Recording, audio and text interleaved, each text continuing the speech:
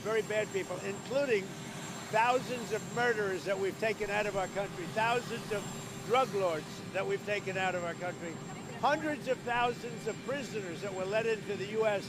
that we've taken out of our country.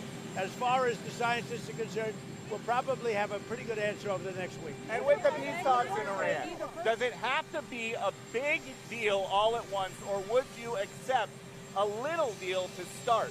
Well, I have a little deal. I can make a little deal. I want to get it done and get back to keep going with low. You know, our pricing is doing great. As soon as the war is over, we're going to be lower than we were 2 or 3 years ago. So I want to get back to that.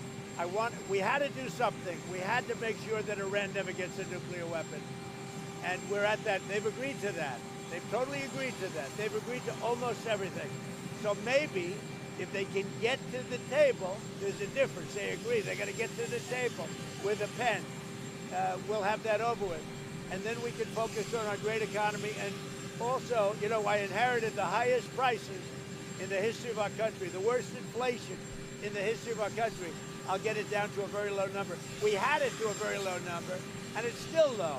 But the most important thing right now is to make sure Iran can never have a nuclear weapon. Mr. President, Would you ever go to Pakistan to seal the deal yourself? I would go to Pakistan, yeah.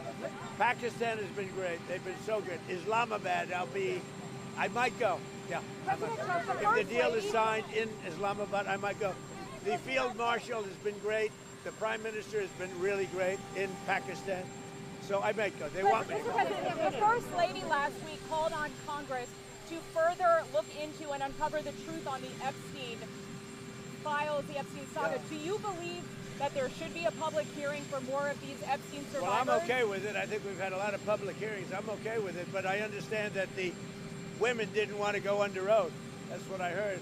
That the women, the victims or whatever, they refused to go under oath, which was a little surprising. No, Melania felt strongly about it because she was accused of that I met her through Epstein, but it turned out to be totally false. It was a false arrest. Mr. President, Don't these ceasefire also include Iraq and region? Are we talking about the one with Lebanon? Lebanon, Iraq, Yeah, and well, the whole thing. So we just made a deal with Lebanon. As of 2 hours from now, we have a ceasefire with Israel and Lebanon, and that'll be great.